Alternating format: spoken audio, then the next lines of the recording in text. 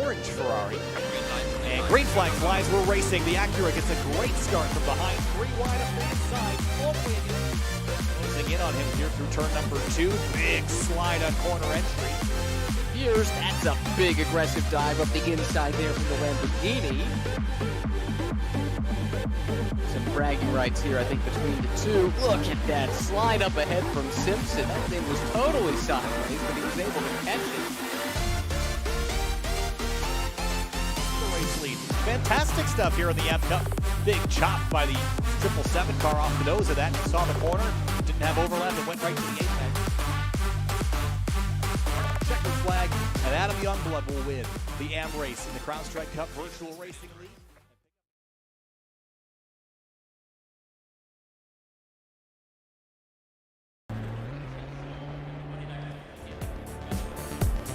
It's the season finale for the CrowdStrike Virtual Racing League. It's March of 2023 and round 6 of 6 as we complete the season back on American soil, this time at WeatherTech Raceway Laguna Seca. This 2.2-mile, 12-turn circuit has a little bit of everything, but one very important corner, they call it the corkscrew. Down 4 stories from the top of turn 7 to the bottom of turn 8 is a challenge that every driver looks forward to tackling and taking on. But tonight, we've got one more race to settle championships in our Pro and AM categories. Of course, DJ, we're here with the CrowdStrike Virtual Racing League. CrowdStrike working together with SRO to protect not only AWS, but also CrowdStrike protects the SRO servers as well. Welcome aboard, DJ Clark. I'm Kyle Heyer. This is going to be a blast. 40 minutes of racing and qualifying coming up now. Yeah, Kyle, it's going to be absolutely fantastic. And as we take a look at the circuit here, plenty of elevation change, as you mentioned, but not all that many places to overtake. As we look at the old layout of this circuit, the only thing that remains here is pretty much that corkscrew in the run up the hill down into what were 8 and 9. This used to be an absolute power circuit, but changed around in a couple of years after its inception, adding the Andretti hairpin there, changing things up a little bit. That'll open up maybe an overtaking opportunity down into turn 2 and down into the corkscrew at 7. But all in all, this is really a track where you have got to make sure that you are just on it and you know it like the back of your hand. Yeah, that change happened in the late 1980s, and since then it has been one of the classic American road courses. Well, you saw a moment ago that it looked like it was sunny. These were shots from practice. Right now, though, it is absolutely torrential downpouring here at WeatherTech Raceway Laguna Seca. Not a condition that we're normally used to seeing here. The conditions right now somewhere between optimal for slicks and somewhere between optimal for wet. So that is a challenge that we saw back at Monza a couple rounds ago, DJ. And I think everyone is looking forward to tackling this challenge with the track falling away and the clouds coming over, covering this track in rain. Yeah, indeed, and the rain actually mimicking what's going on in real life up in Monterey County right now, and our thoughts go out to everybody affected by the massive flooding that is going around this circuit in real life right now. And I can tell you, as a Californian, this water thing coming from the sky, very scary, and it's a little bit intense here, but it's certainly going to put the impetus on these drivers, I think, to make sure they get things right in qualifying. Is the best way to be able to hold on to an advantage around Laguna Seca as well. Start up at the pointy end of the field. Yeah, and right now Josh Staffen is the points leader in the pro category, and that championship is basically all but wrapped up. Bill Clark runs second in that championship, but he's a good 70-some-odd points behind Staffen. Arup Kumar, Aaron Puckett, Daniel Cavanaugh round out your top 5 there. But in the AM Championship, Vlad Dola in the number 5. He is the driver on top of the standings in the AM category, ahead of Bill Strobel, but by 1 point, DJ. So this is the battle we're going to be watching. Provided that they finish up towards the front where they typically do, it's just going to be a straight up who finishes in front of the other. Yeah, it's going to be very, very crucial to see how they are able to get their way around. Obviously, both of them here in BMWs to navigate around this circuit. As there we take a look at Bill Strobel there in the 888 machine. It's going to be a straight-up slugfest. As you said, Kyle, the one who finishes ahead of the other, they're going to be able to walk away with this AM title. So it's certainly going to be high pressure here for Dola. And look at that, up to the top of the charts, Vlad Dola with a 129.355. And he got up there moments after Bill put his 888 on provisional pole, and it was instantly swept away by the number 5 BMW. So both these drivers laying down the gauntlet here in qualifying. The conditions are going to be changing rapidly, though, so we'll see if they'll continue to run, if the track will get wetter or drier, and how those lap times will change. But right now, the AM Championship drivers, again, those with the red number boards, laying down the law here early. Josh Steffen still in pit lane. He has not yet gone out on the racetrack in his number 93. No, he hasn't yet, but I will expect him here in a little bit. We still have about 15 minutes left of qualifying, and this is a relatively short circuit compared to what we're used to talking about. Only about 2.23 miles out there.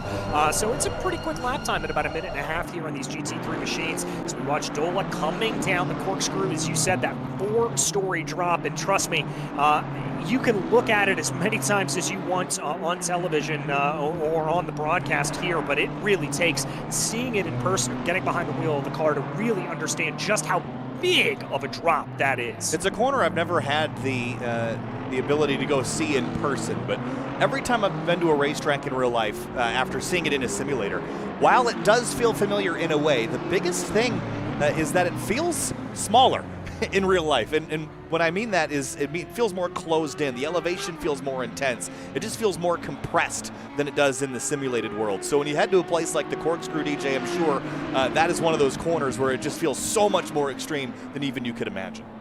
Yeah, very, very much so. I vividly remember watching some GT3s tear around there a couple of years ago and just being worried that the cars were going to actually lift off of the ground because of the elevation change. It's really, really remarkable. As we watch on board right now with Simon Peterson, as he works his way around. He's currently the last driver of those that have set times down on the board. He finds himself about 5 seconds off of now Puckett up at the top of the charts. One of the pro drivers make that Bill Clark now at the top of the charts in that Audi. So some time starting to get put down here by the pro drivers. And I think one of the interesting things was that a lot of drivers probably prepped for this race to be completely in wet conditions. And yes, it is raining. It's not totally set for wet weather tires, though. Again, it's a light rain, so maybe you can find some pace on slick tires. I think that's why we're seeing the discrepancy here, is drivers trying a different formula, perhaps. And when it comes to the race, we could see it change several times throughout. Think back to Monza. That race was won in pit lane, DJ. I think we could see the same thing here today. The rain might be constant, but that does not mean the conditions on the racetrack will stay constant as well. No, it's going to be ever-changing, ever-evolving here, and for a lot of these drivers, what is going to be the key to success is being able to read that track correctly. Not only when to go over to the slicks, when to go over to the wets, but to be able to read the track to know where the grip is going to be. There's the great analogy used a while back that's of a power bar, of an energy bar that if you sprinkle water over the top on the side that is chocolatey, that water's just going to pool up. That's a lot what it's like to be running the racing line around a circuit like this. Rubber is going to build down into the track, and that water is going to pool on top of it.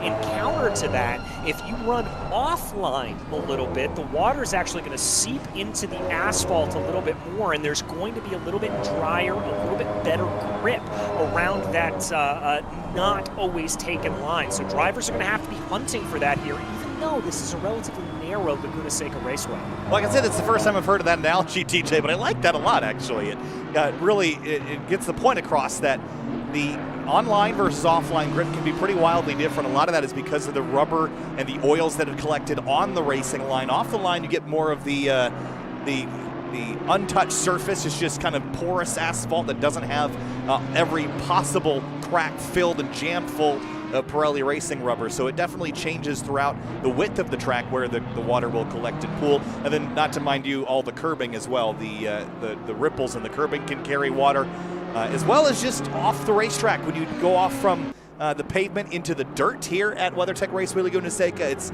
pretty brown here most of the year, so that is more, it's grass, but sort of. So that was going to not necessarily absorb water just like grass potentially would. But it also means that offline can be, off the racetrack can be exceptionally challenging. Not a lot of paved runoff here, DJ. If you go off, you're going to be in the gravel or going to be in the grass.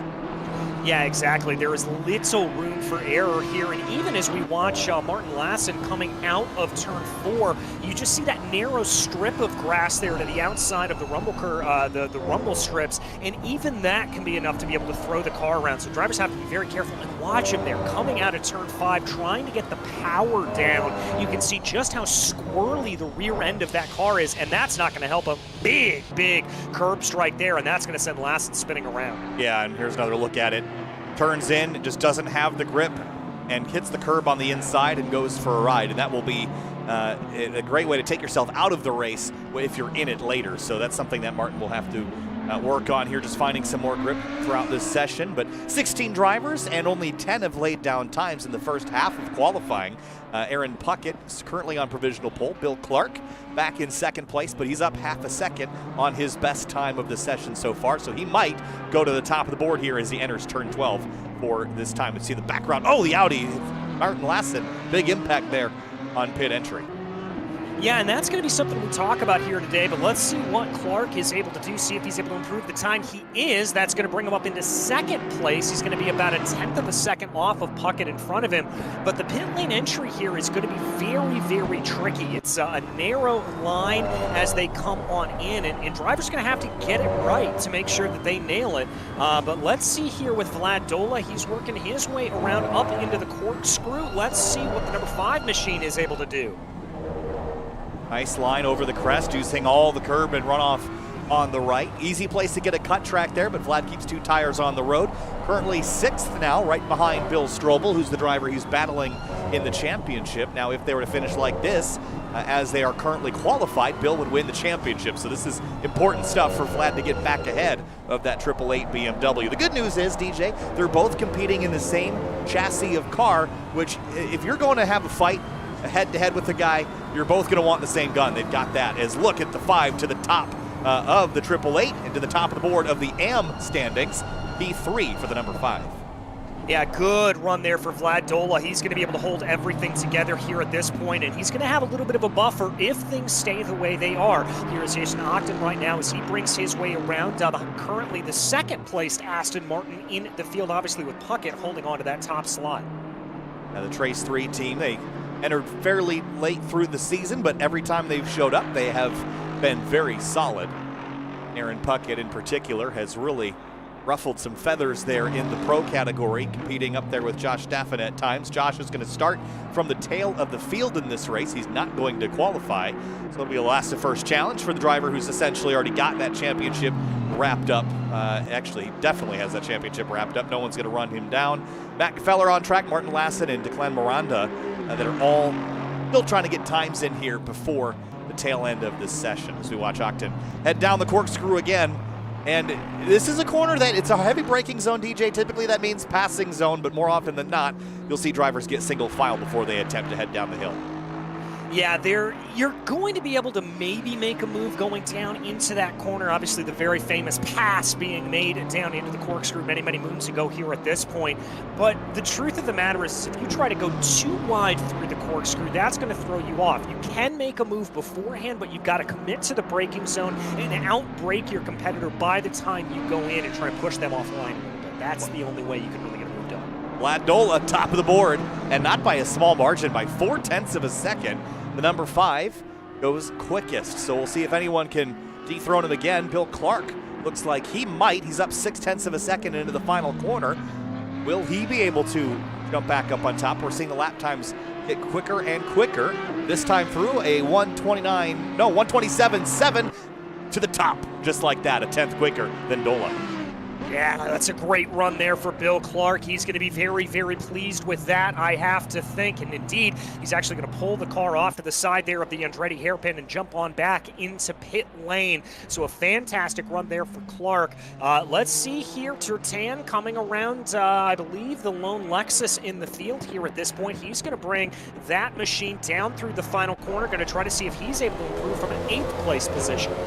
Looks like he's just going to be shy of improving his time. No, he did improve it at 129.412, but it won't move him much. Stay 8th right now. Mads Fabricus Schmidt in the McLaren behind him on the front straightaway. Can't miss this car. It's got every shade of neon, looking like a 1950s movie theater as he heads down into turn 1. the Andretti, or actually that's turn 2, the Andretti hairpin. I always mix that up, DJ. Turn 1 here is actually the kink right by pit out. Turn 2 is really the first true corner on this track. That's the Andretti hairpin.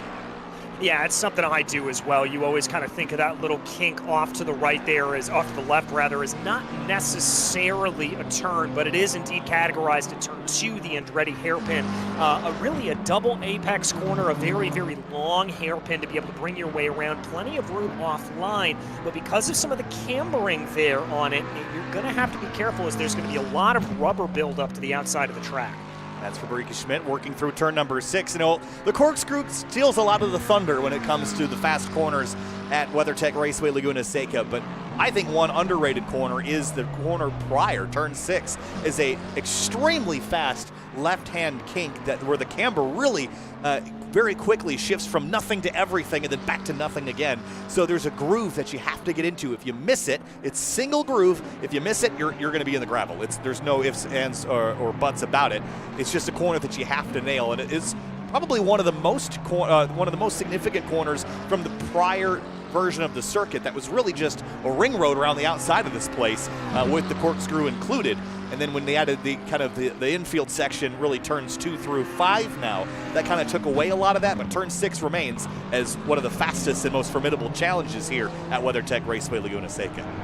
Yeah, it really and truly does. And really the whole run up the hill is incredibly challenging as you go from 5 into 6. Those are all pretty quick corners that aren't really heavy braking. It's more a brush braking, just trying to get the car slowed down a fraction or two to be able to make the corner. As now Larson here looking like going a little bit too wide there with one of the BMWs. Yeah, that's the 5 of Vlad Dola. I think there was a little bit of argy-bargy, as Hindi would say, but like they'll sort it out, and Vlad will drive away. Bill Clark still on provisional pole for the moment. Dola's 77 thousandths behind at a 127.782, so he has improved on the prior time that put him to the top, but it was just shy of knocking Bill off the top of the board. Declan Miranda is on track, another BMW. You know, it feels like there's a lot of these cars in the field, DJ, but there's only 4. There is a pretty good variation. Aston Martin, McLaren, Audi, Ferrari, and Acura, and even a Bentley in there as well, in addition to the BMW. Just no Lamborghinis in this race. We haven't seen a lot of them throughout the season, unfortunately. We missed that naturally aspirated V10. The Audi has it too, but the Lamborghini in my heart is a little bit more visceral. Yeah, it's a little bit more visceral, a very distinct engine noise when you hear it go around, and obviously just those striking looks of a Lamborghini. But this, as we said, sort of a sister car of it, based on the same relative chassis here in the Audi, so maybe that'll be carrying the torch here for the Volkswagen Group going forward. Yep, it sounds like it, and 0.3 of a second back is Aaron Puckett, who again is battling in the pro category. He is fighting with Daniel Kavanaugh, who is not here by the looks of it, so that championship battle might already be resolved as far as this last round. There's that turn 6 I mentioned, that inside curb. You live by the curb and die by the curb there, DJ. If you get that ripple curbing, you're great. If you hit the sausage curb, see ya. We'll see you in the gravel trap.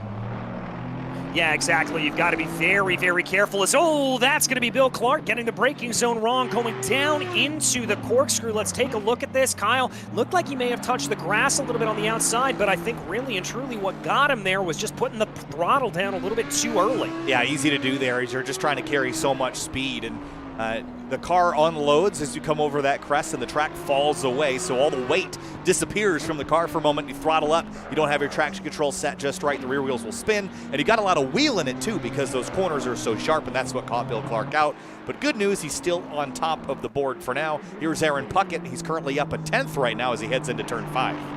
And Puckett, remember, was the provisional pole sitter here a little bit earlier on, so he has got to be able to put some moves here. Currently second in that pro category as he's going to bring his way up through turn 6 right now. Well executed. Maybe could have let the car run a little bit wider there as they go, but now it's going to be time for the braking zone here for the corkscrew. Gets that Aston Martin woed down. Going to get on the throttle nice and easy. We saw what happened to Clark last time around, and now Puckett's going to be bringing the car down through Rainy Curve. And I thought about this lap was that it looks pretty conservative between turn 6 and the run through the corkscrew. He didn't really push the issue there a lot. We'll see if it translates into a faster lap time. I think currently he's about even on his best lap, so as he exits turn number 12 and throttles up towards the line. This twin-turbo V8 thundering as he heads to the stripe. And this time through, it is a pickup of 127.980, but not enough to improve on his current position. Yeah, and that'll be a little bit disappointing there for him, but he'll still be able to make up some good positions potentially. We're going to check back a little farther in the field. Christian Cordes Anderson now coming up the hill, getting ready to jump on the binders into that famous corkscrew, and he is not going to get it right, overshooting the braking zone there a little bit. Yeah, dragged a Pirelli into the braking zone there. You saw the tire mark left behind him. Couldn't get it wound down in time, and right now scored in 12th, right behind Ryan Small, the 666 Ferrari, the lone prancing horse in the field. We've gone back and forth a couple of times and talked about the similarities between the Acura NSX GT3 Evo as well as the Ferrari 48 GT3 Evo, both mid-engine supercars that kind of share a lot in their looks as well as in their performance. Very different cars underneath, but share a lot of the basic physical similarities, and they tend to find each other on the racetrack as we've seen this season. Christian will get one more lap if he'd like it, but a little bit wide there at turn number 2. Here's Puckett. He's up 4/10 now. Oh, big slide.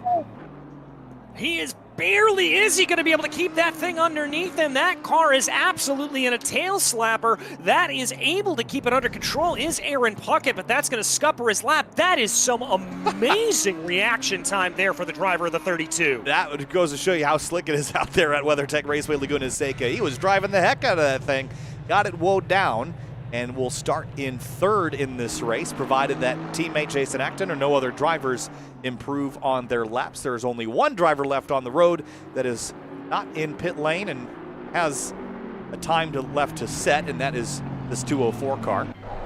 Sister to Aaron Puckett out of the final, well, sister car, I should say. Final corner for the number 204. Here it comes across the stripe.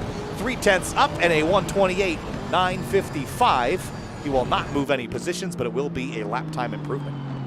Yeah, it certainly will be there. So that's a little bit of something good to take away there for Jason Octon as we wait for the other drivers to finish up their laps. Looks like just a few more here to go. And then, Kyle, it's time to set these cars loose for 40 minutes around this epic circuit. And here's a look at your qualifying results. Well, we'll show it to you again here in just a moment, but really exciting qualifying session, DJ. The conditions continue to be challenging, and I don't know what tire you're going to go with for the race, because we saw that slick tires can go quick, but will you want wets for that extra comfort in this race, especially if the rain gets worse? Who really knows what the best strategy is, but I like when drivers and teams are pushed to the limit here and have to make these decisions on the fly. It's going to be a fun one here. 40 minutes from WeatherTech Raceway Laguna Seca, and I'm excited. This is our last race of the season.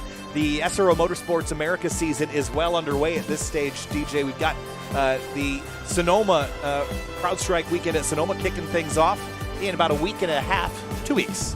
So that's coming up pretty quickly, and just after the opening round to the GT America powered by AWS Championship at the St. Petersburg Grand Prix road course a couple of weeks ago.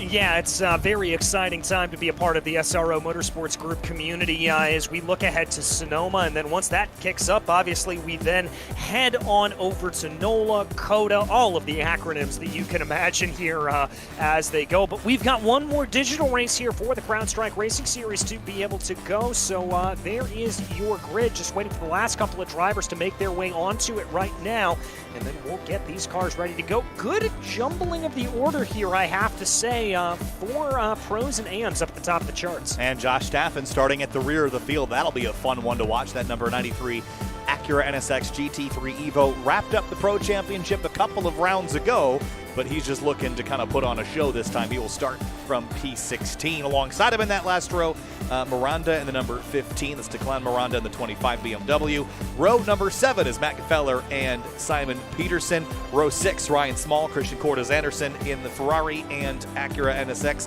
respectively. Then it's row number 5, Mads Fabricas-Schmidt and Martin Lassen. Then row 4, that's Alexander Turtan in the Lexus and Jason Acton in the Aston Martin. Then it's row 3, Bill Strobel and Rasmus Larsen. Strobel competing for a AM-class title with Vlad Dola, who will start in row number 1 alongside Bill Clark. But that second row, Aaron Puckett and Arut Kumar. That is your starting lineup here for this 40-minute race. 12 o'clock noon here in WeatherTech Raceway Laguna Seca, and the rain is falling, and perhaps there are some unknowns about how this track is going to take rain. We've seen this in the SRO America Esports Championship before, a little bit of rain at this racetrack, DJ, but I can't really recall many races in history where this track has been wet that I can recall. Yeah, I can't entirely remember it either, and so that certainly means that this is going to change things up a little bit. As I said, this is mimicking real life a little bit. It does keep what we're seeing on the Monterey Peninsula right now, of a lot of rain falling. And so I think for a lot of these drivers, this is going to be venturing into the unknown. They are not going to know how everything is going to respond, and they're going to have to see what they're able to do. Yeah, certainly. I think there's some question marks in terms of how the track is going to play out, and some questions in terms of the strategy, and certainly in terms of the AM Championship. Bill Strobel and Vlad Dola, the 888 and the number 5, those drivers are going to have a heck of a scrap. And then, of course, that wild card, the number 93, starting out back, slicing and dicing his way through his field. Will his race be a little bit shorter than he anticipates if he gets caught up in any collisions? That'll be an interesting show to watch as we get set to pace for our one lap behind the safety car. And it is wet enough now, DJ, that I don't anticipate slicks really being advantageous. We'll see what the forecast holds, but it is pretty gray here at this racetrack today. Yeah, it certainly is. We're going to have to see how these drivers are able to take to it and what they're going to be able to do. I've got to agree with you, though. It looks like it's going to be a full wet race, especially if this rain continues to come down the way it is.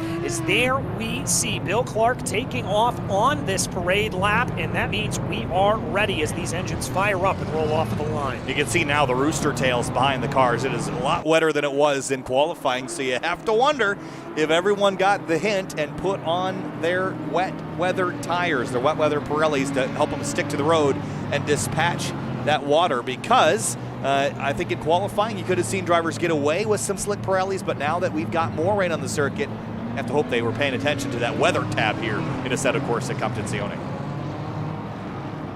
Yeah, you really do, and they're going to be keenly aware of that. They're going to keep their eye on it as they go and watch, especially for these opening couple of laps, to really be sort of a feeling out period for these drivers. They're not going to want to push too hard. They're going to want to hold everything back as much as possible and really wait for this race to develop a little bit later on. Big thanks to Josh Stafford again all season long for helping facilitate the operation of this series, and he's starting from the back with that championship already wrapped up. Typically gives us in-race reports in some text chatter here in Discord, DJ, but this is the place you don't really get a lot of time to breathe. The front straightaway maybe for a moment, but it's not like you got the straightaways of Monza to type out your thoughts and feelings. So best of luck to Josh today. He's going to have a little bit of work set out for him to get past 15 competitors. Yeah, he's really going to have to try to do that, but we'll see how Josh is able to do. Again, he did this on his own accord, a little bit of a challenge here for himself, so he certainly just wants to try to see what he's able to do. There he is, starting at the back of the field in 16th position. And if anybody can do this and work its way up to the front, it's Josh Stafford. That's certainly the case, and again, the rain has picked up from where it was in qualifying. And I just noticed, not that this makes any difference at this stage, but the broadcast tool tells me it's sunny and clear right now. So that's not happening, but I just thought it was interesting. Yeah, that's a little bit strange.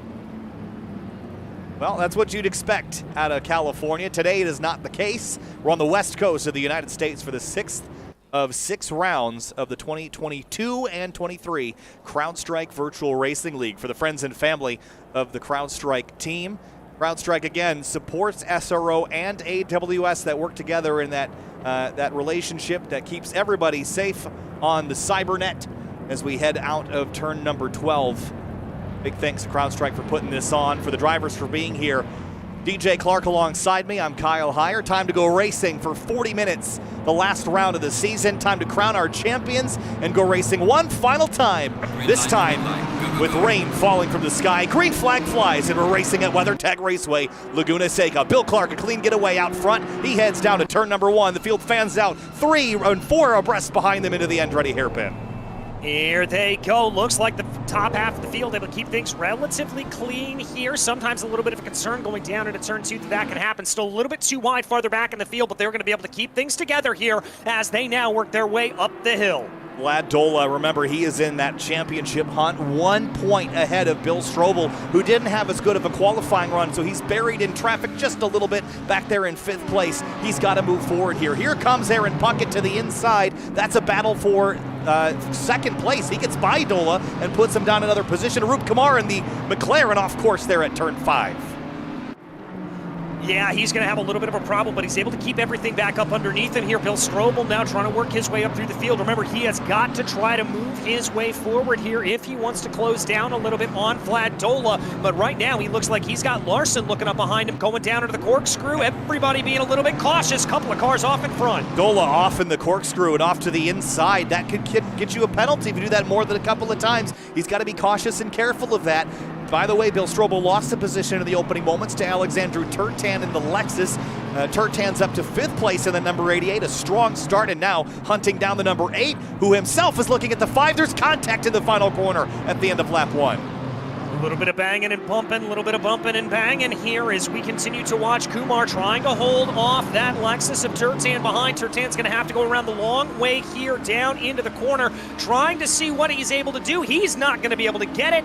There they go down into the corner. Everybody checking up and a little bit of contact. And behind him, the 888 losing a spot. The AM competitors going the wrong direction. Both of them losing spots here in the early moments as they splash through the puddles. Strobel leads back by to the inside now of Rasmus Larson in the 478, the ST Racing BMW. But no dice, can't get by. The 88 slips, and he's going to knock the 5 off into the gravel. And that's going to be a little bit of contact. The 88 is now going to have to be looking behind Dola as they work their way up the hill. Big dive coming up there for Rasmus Larson and the ST Racing BMW. Going to get that move done through 5. Wow, the 5 car is slipping backwards at a quicker pace than the 88, and they are about to find themselves nose to tail. But this time the 478 has to back out at turn 6, crosses over, excellent move, gets back by the number 5 as they head up to the corkscrew now, and Strobel sees the driver he needs to beat right out the windshield. Yes, he does. He's going to be focusing in right now on Vlad Dola. Good line down through the corkscrew. Dola going on the offensive here, though, through Rainy Curve, looking for the crossover on that BMW in front of him, and I think it worked. He did it. What a great battle between these 2 cars, trading spots 3 times in that lap, but the 5 gets it back up into 5th place past Rasmus Larson as Strobel now fears a pass from the Trace 3 204 Aston Martin Vantage AMR GT3 of Jason Acton. He's coming and coming quick. Yeah, he's really moving on here at this point. Acton knows that all of that battling right in front of him is just going to mean that those cars are going to pull in closer up into him, and he's going to be able to find a little bit of an opportunity to be able to get on by them. Bill Strobel the first in his sights, but we ride on board with Rasmus Larson as he continues that epic battle with Vlad Dola. Yeah, this isn't over just yet. I think the 478 has a little bit of pace. Dola just struggling to find purchase on the wet pavement here at WeatherTech Raceway Laguna Seca in the early moments, but now putting a distance on the 478, so finding his footing as Strobel seems to still be struggling. Yeah, Strobel just doesn't look like he's got it together there. You see him coming through turn 5, nowhere near the apex, and that's going to open up that opportunity for Acton coming up the hill into turn 6. And this is a place you do not want to go in here side by side, but they're going to, and that was great heads up there by the 204, but Strobel still dropped a tire in the grass and will have to concede this almost certainly as they head to the corkscrew. Yeah, he's going to have to give that up. Strobel backing out of it there as they come down into the corkscrew. Little bit of a wiggle there for Acton, but he's going to be able to keep that car underneath him. And you hit the nail on the head here, Kyle. Strobel just not looking comfortable here at this point in that 888. No, and the 5 wasn't either. But look at this as Turtan gets down and boogies with the number 8 into turn 12. The 8 slammed the door shut there into the final corner, and here comes Dola to pick up the pieces as they shatter a little bit of expectation there into that last corner. Yeah, they certainly do. Looking down to the inside, here goes Dola. He's going to have that preferred line through turn 1 and down into the Andretti hairpin. Covers off that braking zone, and that is a good run there. Dola going to be able to hold on to that P4 position and give himself even more space between himself and his title rival of Bill Strobel. Yeah, he was dropping down the order really quickly at the start, but he has righted the ship and is going back the right direction now up to 4th place and has Arup Kumar in his sights in the McLaren, who was looking very defensive a half a lap ago, so he might be struggling as well as the conditions seem to be getting worse. The 5 seems to be getting better, and that's a great thing for a driver trying to cling on to a championship lead by 1 point over the driver he's being chased by. Yeah, that's certainly going to be music to the ears there of Vlad Dola if he's able to hear that. Good line there coming up through turn 6, and it looks like he's not done here. He wants to put up this fight with Kumar and really try to take away an outright podium here. Oh, one cut. That's the leader is off at the corkscrew. Bill Clark is off, and he's cut the course, and that could be a penalty by how much he cut. We'll have to see what comes of that, but just missed the corner in the braking zone and dropped a position. Aaron Puckett will take the lead, and now Kumar Ndola will pounce on the stricken number 8. Yeah, they're going to try to go here, and now it looks like it's Dola that's going to be doing the pouncing, trying to get around Kumar going through that final corner. That is possible, but all of that scrapping there with him is going to just open up the door here at this point for Turtan to maybe come into the equation. Kumar, though, maybe the one to take most advantage of Bill Clark's incident, is now he's going to put some pressure here onto the back of that look machine. out! Big dive for Dola. That's not going to work. He just body slammed the number 8. He's going to come back on the outside there of the Andretti hairpin. Got in there way too late, way too deep. You see the headlights flashing in frustration, and the 8 is, what can you do about it there, DJ? That was a big impact there, and hopefully there's not damage on either of those two cars. Yeah, thankfully not a whole lot of damage there, but look at this. Turtan now the one trying to take advantage of it as they continue to push their way up through the field here at this point. Down to the inside, almost more contact there as Dola's going to be able to hold off the attack from that Lexus. He's got elbows out, that is for sure. He lets the 8 get back by, but we'll see how long that will last. By the way, checking in on Josh Staffen, he's up to 9th place. In the early moments of this one. Best lap of the day as well so far from anybody. Quickly check back in. There he is, and he is past Bill Strobel's. Now he'll actually go up into 8th place as they cross the sector mark. So he's past half the field and has half to go as we go back to the battle for 3rd. Yeah, we go back to that battle here. Kumar continuing to lead here at this point. Dola looking down to the inside there on turn 10. He's just keeping the pressure up here. We know Vlad Dola is not afraid to make a very aggressive move. I'm frankly surprised we didn't see a little bit of a dive there going down into the corner, and he's not going to get the best run there off of turn 11. Now he's got to actually go defensive to make sure Turtan doesn't repay the favor here on this next lap. Yeah, that was a wild moment last lap around. I think it was a mistake, though. There's a couple puddles on corner entry to the Andretti hairpin. I'm sure that he was offline trying to get by the 8, hit a puddle, and then the brakes just didn't do much. The tires slipped and just had no ability to slow down at that point. You're just along for the ride. Once you lose grip, it's almost impossible to gain it back until you're down to nearly pedestrian speeds. It's a real struggle to get grip once it's gone away. So you have to maintain the grip that you have. As wow, in the background there, the very top of the screen, Rasmus Larson kicked out the rear end of his BMW M4 GT3. It is game on here for 3rd place. What a battle we're watching. Bill Clark has put distance back in 2nd place. He is driven away from this group. Yeah, it's a really, really impressive battle here. And to your point about Rasmus Larson, it just goes to show you how treacherous these conditions still are. You have got to be very, very careful, nursing onto the throttle, nursing onto look out the again! brakes. Whoa!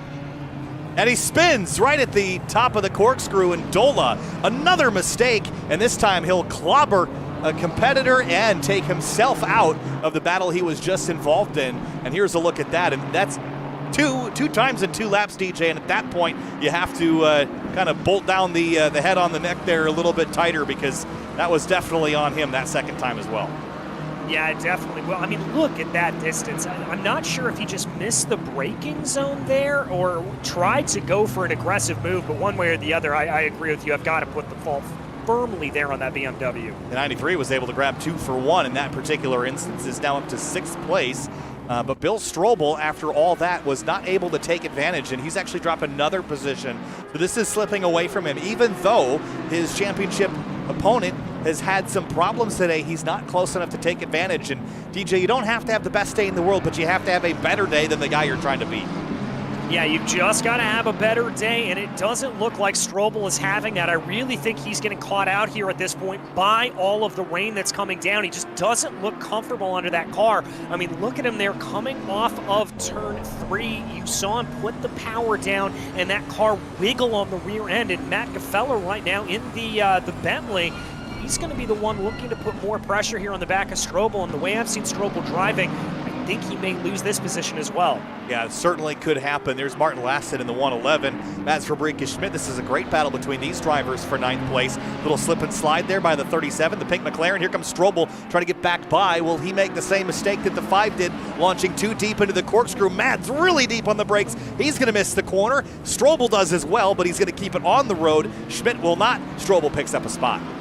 And that really goes to show you, Kyle, I mean, that's the, third, fourth time we've seen that happen in so many laps. This track is still so very treacherous out there, and these drivers are really having a hard time getting the cars wound up and getting them to stop completely. This track is continually changing, and it is really throwing a loop for these drivers. And you just have to be so aggressive, because the way, especially here in Assetto Corsa Competizione, the way that you make speed is by being aggressive, using the downforce of the car, using the electronics, the ABS and traction control. You're not being very smooth in these cars when you're going very fast. You have to be attacking the brake pedal. And even when the conditions are a little bit slippery, you know, you have to take that to the limit. The problem is you miss it by 1/4 of a second.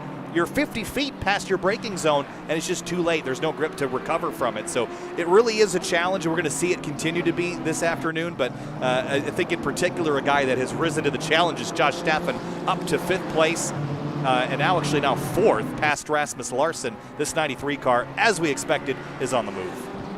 Yeah, certainly moving his way up through the field here at this point. Staffen just doing Josh Staffen things. Only 2.5 seconds back to Arup Kumar, so he certainly will be able to catch that up as he's been able to pass by that battle we've been keeping our eye on with Dola and Larson. And Dola got by Larson there, so swings back around the 478 at the exit of the corkscrew. This race is going by quickly. We're basically 15 minutes in, 5 minutes from halfway as the battle continues in the rain here. This track's name, Laguna Seca, means dry lagoon.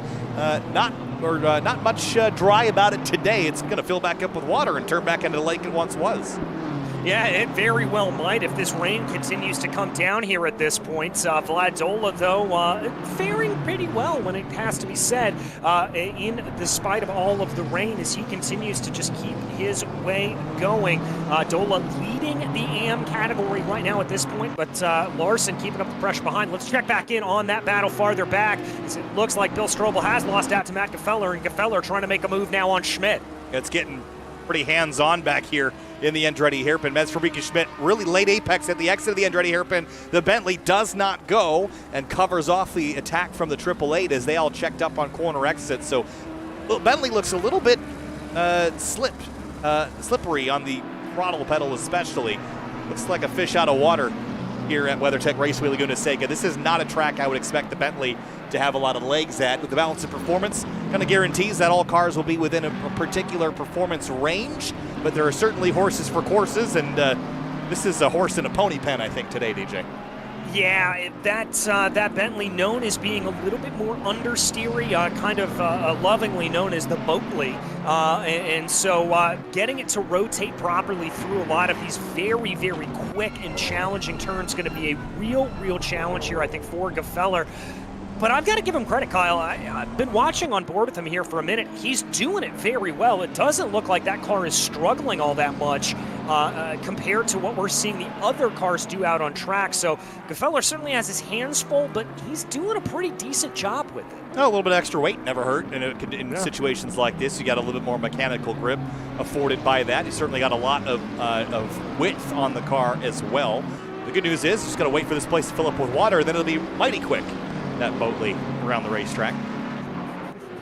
I see what you did there, and I fully approve of it. Arup Kumar, he has a visitor in the form of Josh Staffen, this time an unwelcome one. And I have a feeling Josh Staffen's not going to knock before he enters. I think he's coming. Yeah, I think he is as well. The question is going to be exactly where he decides to make the move. Thinks about trying to do it up into turn 6, but chooses discretion as the better part of valor as they now work their way up the hill. Staffen gets a great run off of 6. Kumar, a little bit of a defense there coming up the hill on the Rahal straight. Staffen's going to have to be later on the binders, but he's going to wait yet again. This is good patience here from Josh Staffen. He's just waiting for the opportune moment, and I think there it is, down through Rainy Curve. Yeah, he was real patient into the corkscrew, and then he saw the door open and just said, I'm coming through, and just jammed that Acura NSX GT3 Evo past Arup Kumar up into a podium spot before we even reached the halfway point. He's still got a lot of time to run down Bill Clark and Aaron Puckett, who leads this race, by the way. Remember, he took the lead away from Bill Clark when he went off course, but Bill Clark is running faster by almost half a second a lap, so he might run this 31 car back down, and we'll have a battle for the lead before we know it.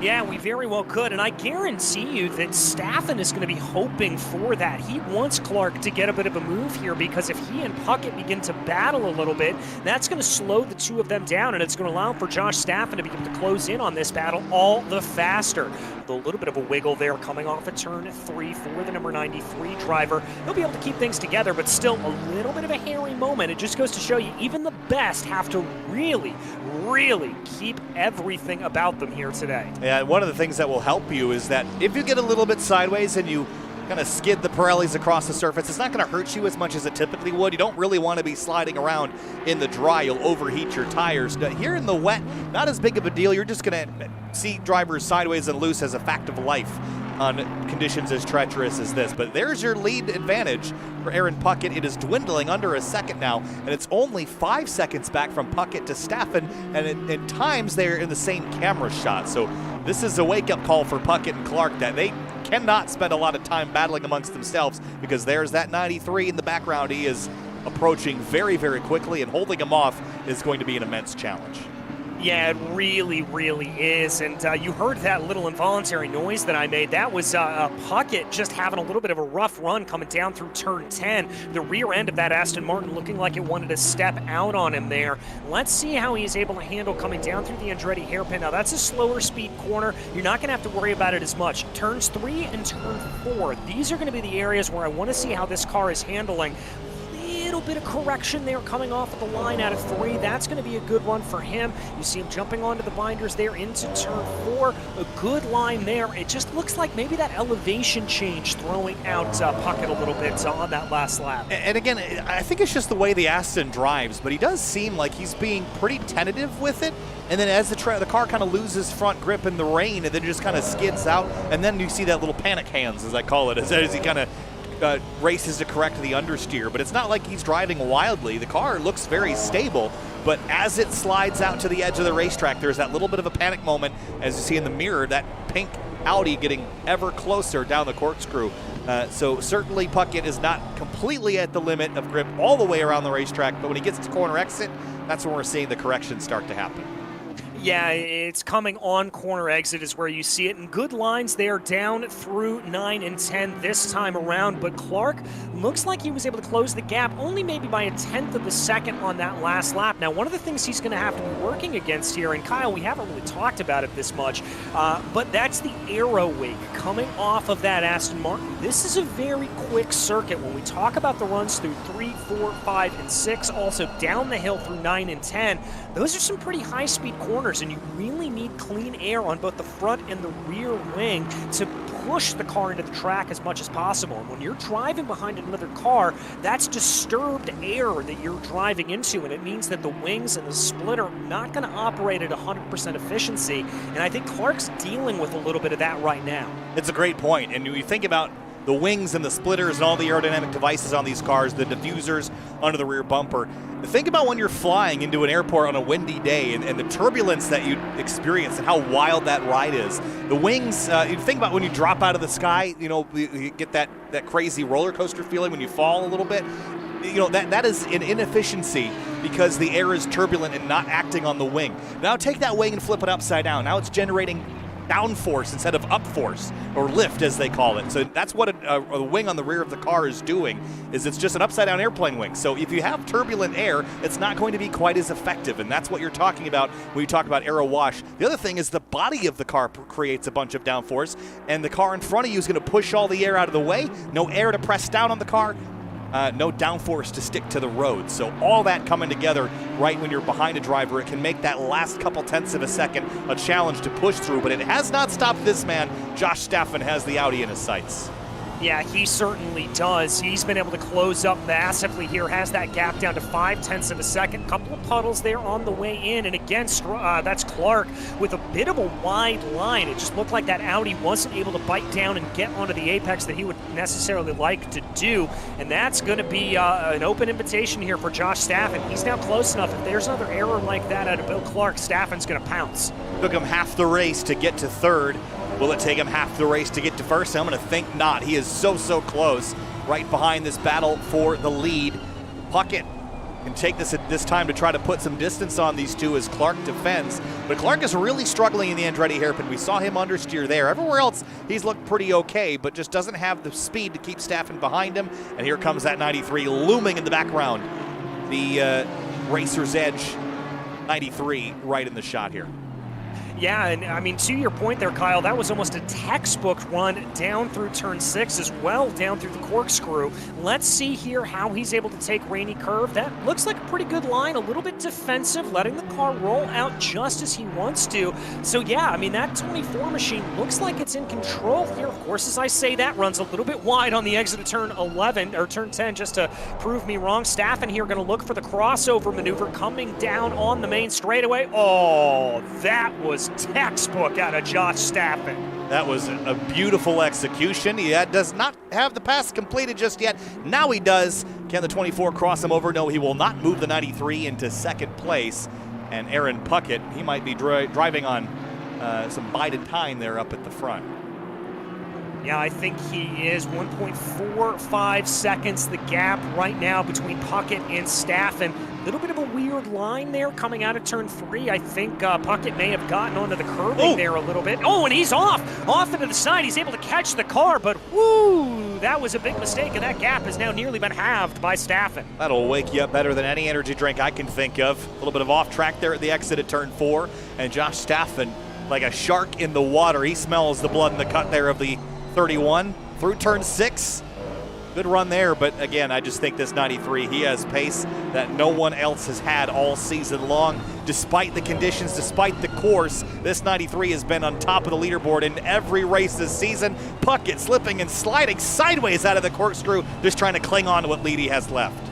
And again, just a little bit of wheel spin there coming out of the corkscrew. Yes, these cars do have traction control, and what will happen is if you get to start to develop that wheel spin, the engine will actually cut out to be able to do that. But if you are too aggressive with the throttle, even that engine cutout can't prevent a complete lack of wheel spin. And I think that's exactly what happened there to Puckett as he tried to get on the power. But here comes Staffen. This is going to be a repeat of what we saw last time around. Puckett's going to try to defend down to the inside. Woo, shuts the door there on Staffen, though. Staffen's going to try to look around the outside. Yeah, there was a little bit of a gap there, and Puckett said, no thanks, and just kind of washed over a little bit there and kept Staffen from going up the outside.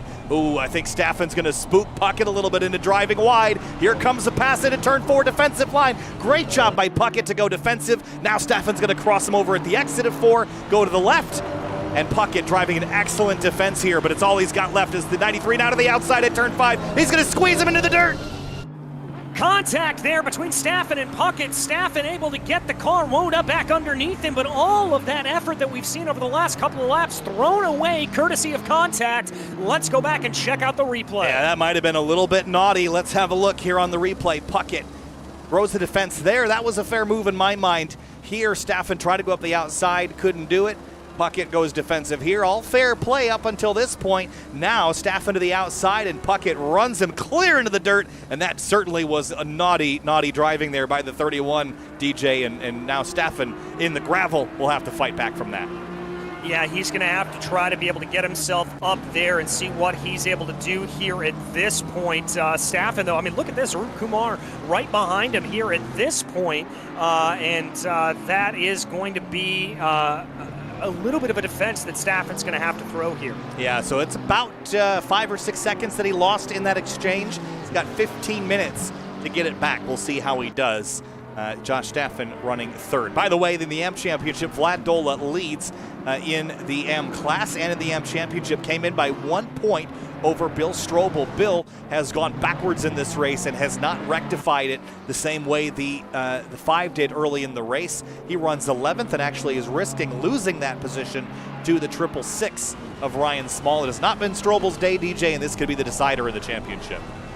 Yeah, very well could, as now Ryan Small going to be the latest to try to put Bill Strobel down a position as the lone prancing horse in the field takes advantage of the BMW driver's mistake going down through the final corner, and easy as you please, that's Ryan Small moving that 666 up into 11th place. So as far as the AM Championship goes, if nothing changes, Dola will come out on top of that one. In terms of battles on the racetrack, they have mostly subsided except for the one for the lead, which we saw come to a head a moment ago. And now Bill Clark is back to Puckett. Puckett's problem was Staffen a moment ago, but it's about to be the 24 once again. And Bill Clark, who knows if he'll put up with what he just saw Puckett do the 93, but my gut feeling is no. He drops a tire off at 10, or 11 rather, but he is certainly still in the hunt. Yeah, he's certainly still in the hunt, and let's not forget his outright pace. I mean, he had that error going down into the corkscrew about 10-15 minutes ago, and he's been able to claw his way back up forward to be on the back here of Aaron Puckett, so it's a really good run here from Clark, and that Audi clearly has some great speed underneath it, but again, you know, watching that, it just looks like there, Kyle, that he's got a different line going through Andretti. I don't think that's an error. I think that's his preferred line. Well, and it looks like he's kind of missing. It's a double apex corner, right? So he's purposely missing that first apex. You see him drop a tire there at the exit of 4 to prioritize the second one. Now that leads onto a little bit of a straightaway, so I can see the advantage there. The thing that it does, though, is it opens up opportunity for someone to sneak up underneath you, which isn't a problem if you're the one attacking, but certainly could be if and when this 93 car gets back into the mix. Yeah, exactly. That is going to be the real question here, is I think if you are Clark, you're going to want to get this move done sooner rather than later to try to push your way into a position where you're going to be the only car that he has to worry about. Now, the other thing that they're going to have to worry about, there's a little bit of lap traffic coming up for these cars. How is that going to affect everyone? Yeah, it's Simon, is that the 25? I think it's the 25, or the Simon Peterson, actually, rather, in the Audi. There he is in 15th place. It should just be the one car, so I don't think it'll be massive. And he's found his way into the gravel, so that will eliminate that as a talking point, at least for these first two drivers. 12 minutes and 45 seconds to go. And last time by, the leader did a 129.8. The second place car did a 130.2. And Josh Staffen did a 128.4, 1.4 seconds faster than the quickest car of that front group. So he will be back in this mix, and he is coming in with a little bit of vengeance planned perhaps for that 31. Yeah, I think he's going to remember that. I mean, we like to say a lot of times that racing drivers have the memory of elephants. He is going to surely remember the fact that Puckett put him off into the grass and made him lose all this time, and he is going to want to repay that favor, not in a malicious way, but he is going to want to get by Puckett at any means necessary. Yeah, there's drivers like Staffen. They've got experience, and it will not look like Staffen's going to outwardly just turn someone into the wall. Staffen certainly wouldn't do that, but he will make you do it to yourself, and that's what's so impressive. And you see this in the real world as well, is that the best drivers out there, their aggression will make you beat yourself, and they don't even need to put you off course. They'll just outbrake you a little bit, spook you a little bit, and make you do it on your own, and then you can't go back to the steward and say, well, he crashed me. Well, no, he didn't. But we'll see how Staffen handles this. Again, he's wrapped up the championship. He's just out here for fun. So maybe he's not even thinking about it, but my gut tells me, how could you not be a little frustrated at that, going for the lead and getting forced off course? 11 minutes to go. Here he comes for second. Yeah, he's going to have to go around the long way here as Bill Clark's going to defend down to that inside line. Here he comes. Clark's going to be a little bit later on the binders, but Staffen's able to carry a little bit more speed down through the corner. Here he goes, having to work on a little bit of a crossover here at this point. Not going to get it to play. Now he's going to look down into turn 3. And not a lot of grip on the outside of the Andretti hairpin there. A lot of marbles out there as well, but Clark doing an excellent defense. Hard to make a pass on the outside of a double apex turn. But Clark's off course, drops a tire, and here comes the 93 now with a big run on the outside. Going to break along the outside of turn 5. A little bit of a left front lock up there for Bill Clark. I wonder if he's got the electronics turned down a touch to maybe feel what the track's grip is is doing a little bit better. And that's an interesting strategy, but through goes the 93. Yeah, through goes the 93 here at this point. A great run there for Staff, and he's going to be able to hold everything together and just keep running here at this point. Look down into the corkscrew. There he goes. He is now just going to be 2.2 seconds behind Puckett, and he's going to try to be able to get there to go.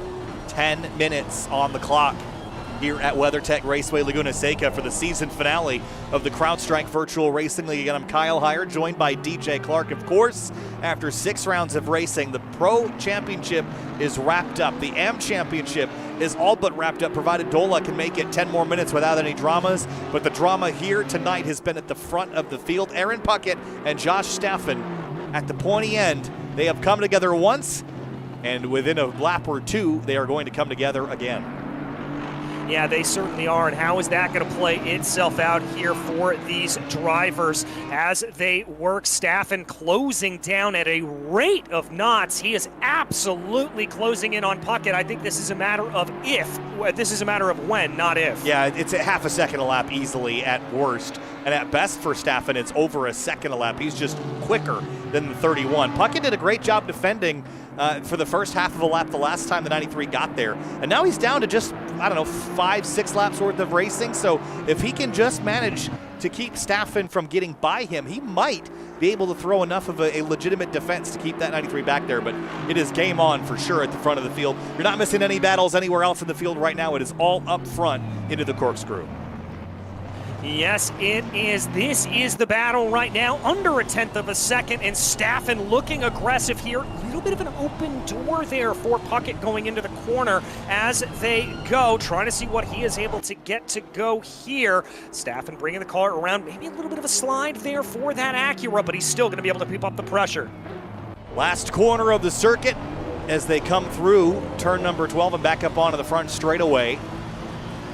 And Staffen, look at the run he's got in the Acura. A great run to the outside here.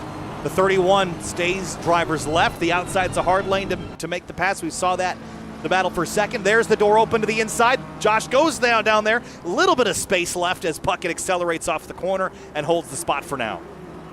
He's going to hold it for now, but we've seen Staffen be aggressive through these corners earlier. Here he goes now, looking to what will be the inside. No, that's going to be the outside of turn 4. Staffen trying this move one more time. Yeah, Puckett purposely lifted mid-corner to make sure he can protect the over-under maneuver. That was well thought out here. Same position again into turn 5 this time. There's plenty of space left, but no grip for Staffen to have. Now the run up to turn 6. Staffen's got a better run, but nowhere to go with it. Puckett goes to the left. Here comes Staffen to the outside into turn 6.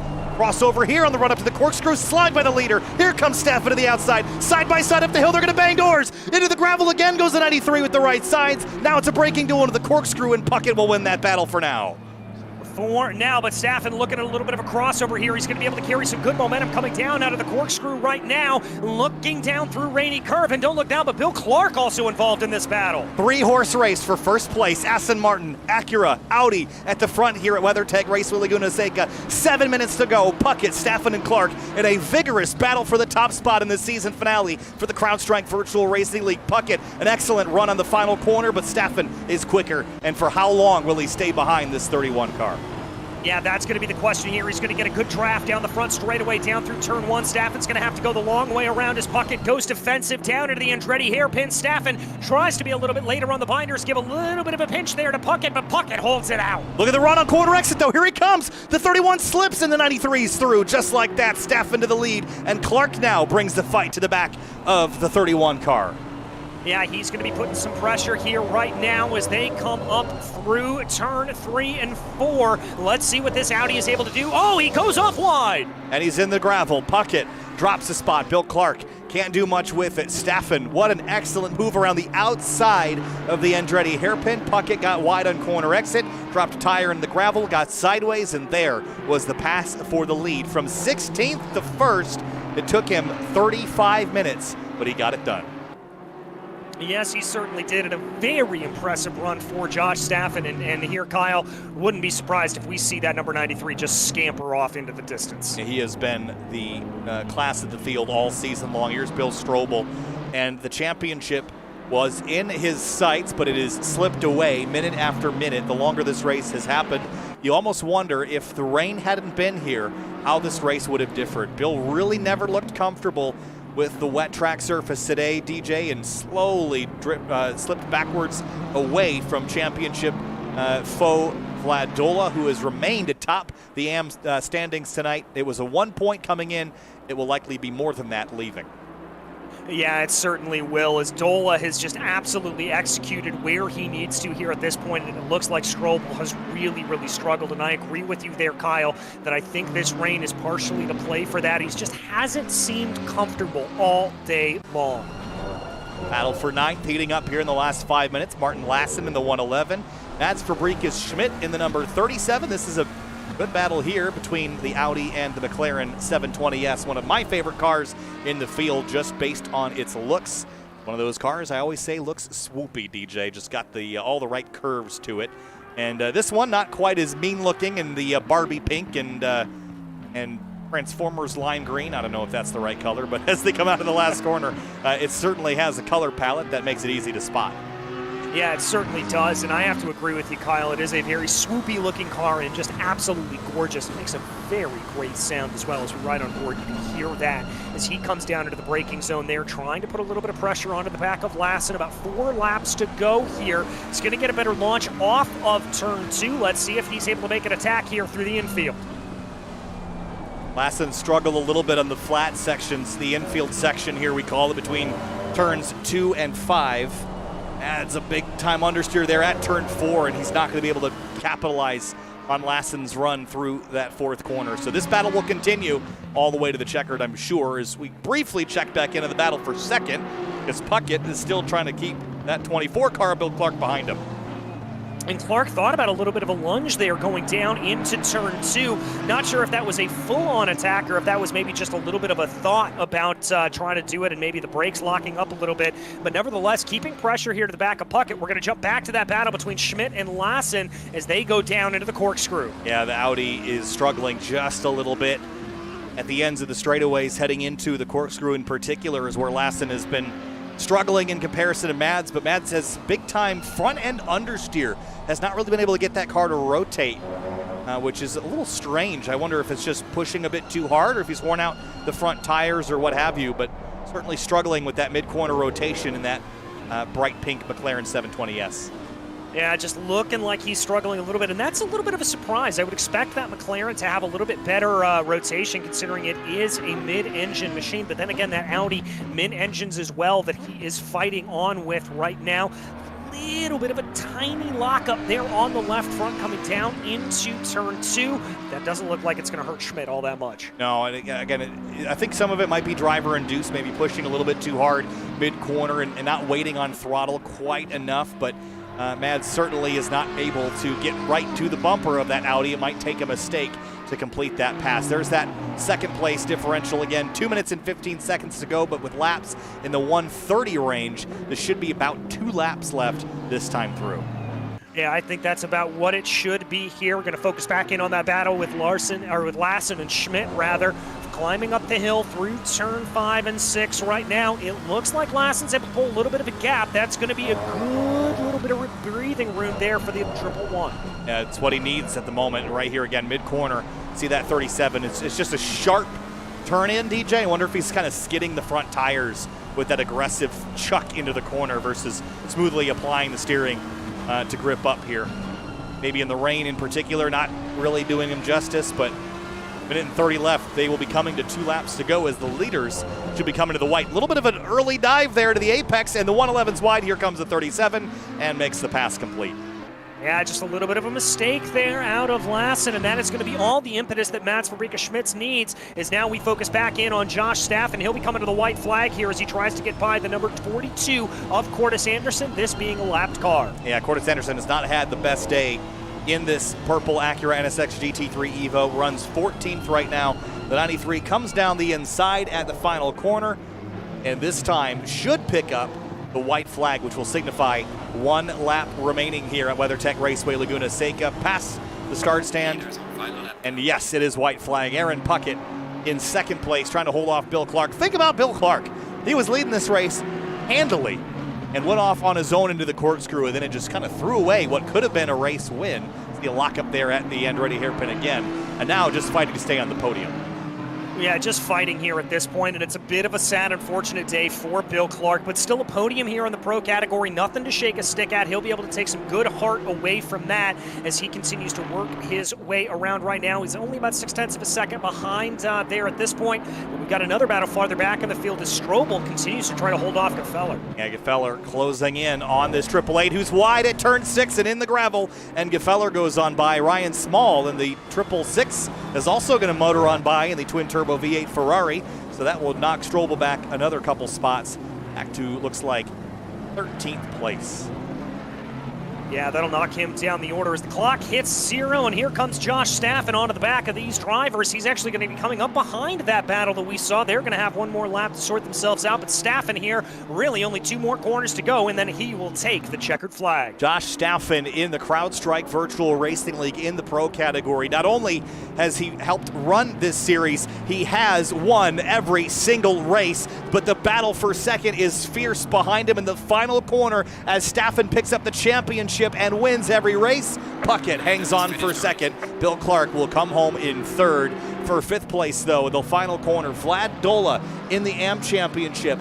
2 wins in the season in his class, make it 3. Dola wins the AM Championship in the CrowdStrike Virtual Racing League over the 888 of Bill Strobel, who will bring his car eventually back around in 13th place, and he will come up short in this final run of the season, DJ. Yeah, and a fantastic drive here from Vlad Dola. He delivered when he needed to deliver. He was able to keep everything exactly as he wanted to. Very, very in control for this number 5 machine. A great run, and this is going to be a well-earned championship for him. And only one finish off of the AM podium. That was back at round 4, where he finished 7th. Every other round has been a 1st, 2nd, or a 3rd. This is his 3rd win of the season for Staffen. 6 for 6 in the Pro Championship. Staffen beats Bill Clark over Arup Kumar, who finished in 5th in this race. Then Puckett, Kavanaugh, Gefeller, 4th, 5th, and 6th. Here come the last finishers to the stripe, including 2nd place AM finisher in the championship, Bill Strobel. And it'll be a disappointing run, all things considered, but there was a sliver of hope at the beginning of the race when he was chasing that number 5. And DJ, a sliver of hope in the season finale is all you can really hope for. Yeah, exactly. You just want to come in with that hope. Unfortunately, didn't go Bill's way here today in that 888, but very, very good run nonetheless. And what a fantastic championship we've been witness to here, Kyle. It has been an immense season of racing. We'll show you the race results here in just a moment, but across the virtual world here at Assetto Corsa Competizione, we have been blessed to bring you the action all season long, and what an exciting season it was indeed. With Staffen picking up most of the pro wins, but we saw so many good races. Monza was a wild card. This one had a little bit of everything. There were moments in this race, DJ, I felt this was one of the most exciting races of the season. Yeah, they certainly kept us entertained from a green flag to checkered flag. Seemed like there was always a battle to be had out on track. No, there was definitely a battle to be had everywhere. Staffen and Puckett, that was a fight for the ages here in Assetto Corsa Competizione. But this is all for the CrowdStrike friends and family, DJ, and what a great opportunity it is to call racing with CrowdStrike friends and family, and things CrowdStrike does for SRO and for AWS. That relationship extends into the real racing season as well, DJ, and so excited to have CrowdStrike back as a partner for SRO Motorsports America again in 2023 and as the presenting partner of the 24 Hours of Spa this season.